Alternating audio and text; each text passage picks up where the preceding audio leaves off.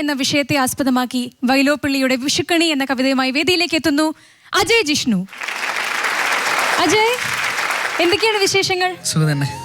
നന്നായിട്ട് തന്നെ പാടാൻ സാധിക്കട്ടെ. എല്ലാവിധ ഭാവുകങ്ങളും.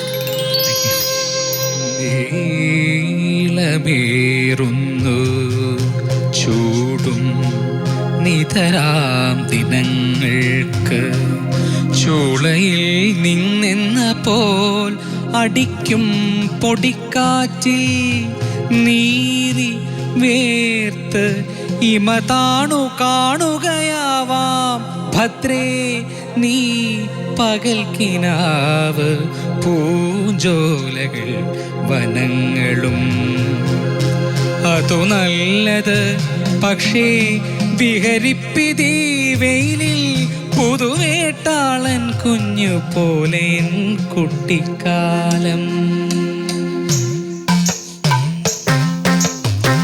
പാടാതെയുണ്ടെന്നുള്ളിൽ പണ്ടുകാലത്തിൽ നീണ്ട ചൂടാണ്ട മാസങ്ങളിൽ പൂവിട്ടോരുല്ലാസങ്ങൾ കൂട്ടുകാരോടും കൂടി പാഞ്ഞെത്തിപ്പേറുക്കുന്ന നാട്ടുമാമ്പഴങ്ങൾ തൻ ഭിന്ന ഭിന്നമാം സ്വാദും വയലിൻ കച്ചിപ്പൂക മണവും സ്വർഗത്തിലേക്കുയരും വെൺമുത്തപ്പത്താടിതൻ ചാഞ്ചാട്ടവും കശുവണ്ടിതൻ കൊച്ചു കോമാളിച്ചിരിയും കൺമഷി ചിന്നിയ കുന്നിമണിതൻ മന്ദാക്ഷവും കടലിൻ മാറത്തു നിന്നുയരും കാറ്റിൽ തെങ്ങിൻ മടലിൻ പച്ചോലകൾ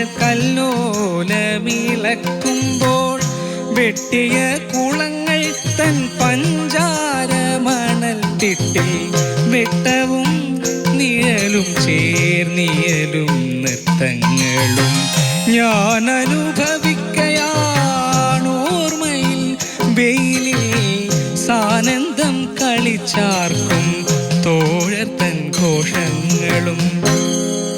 മഴയെ പുകഴ്ത്തട്ടെ മണ്ടൂകം മാവിൻ ചുനമണക്കും മേടത്തിൻ്റെ മടിയിൽ പിറന്ന ഞാൻ സ്വർഗവാതിൽ പക്ഷിയോടൊപ്പമേ വാഴ്ത്തിപ്പാടും ഉത്കളം മലനാട് വേനലിന്നപദാനം. എന്തൊരത്ഭുതം കൊന്ന പൂങ്കുല വാരിച്ചാർത്തി സുന്ദരസ്മിതം തൂകി നിൽക്കുന്നു നീ എൻ മുന്നിൽ. ലോലമായി വിളർത്തൊന്നുമറിയാത്തൊരു കുരുത്തോല പോലെഴും പെണ്ണിനിത്രമേൽ കുറുമ്പെന്നു കീഴടക്കുന്നു പോലും മനുജൻ പ്രകൃതിയെ കീഴടക്കാതെ സ്വയമങ്ങു കീഴടങ്ങാതെ അവളെ സ്നേഹത്തിനാൽ സേവിച്ചു വശയാക്കി അടിയ സഖിയാക്കി വരിച്ചു പാലിക്കുകിൽ നാം ഭുജിക്കില്ലേ നിത്യമാ വരതയോടൊത്തു ദാമ്പത്യ സുഖം പോലെ കായ്മുറ്റുമൊരു സുഖം ദാമ്പത്യ സുഖം പോലെ കായ്മുറ്റുമൊരു സുഖം.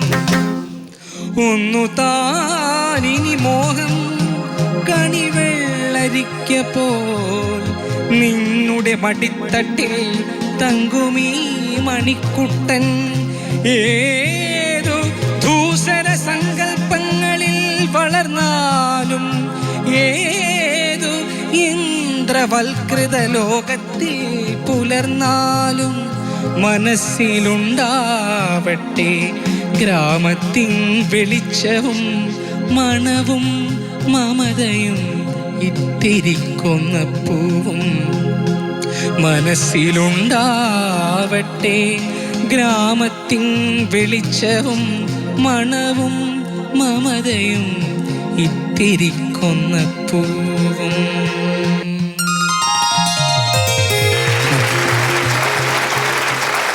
അജയ് ജിഷ്ണു, സർ.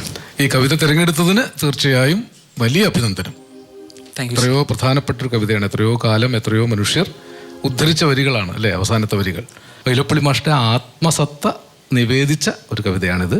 അതിനെ ഈ രീതിയിലെങ്കിലും ഭംഗിയായി അവതരിപ്പിച്ചതിന് അഭിനന്ദനം. Thank you, sir. Murugan sir. നന്നായി ചൊല്ലാൻ ശ്രമിച്ചു അല്ലേ.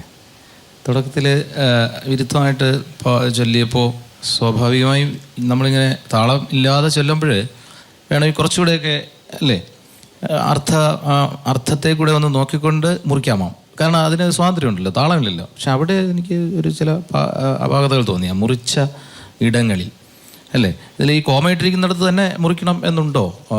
പിന്നെ അതിലും കൂടെ നീളമേറുന്നു ചൂടും കോമ അത് വേണോ? ദിനങ്ങൾക്ക് ചൂട് കൂടുന്നു എന്നുള്ളത്. ചൂടിൻ്റെ അല്ല അവിടെ പ്രാധാന്യം, ദിനങ്ങൾക്കാണ് പ്രാധാന്യം.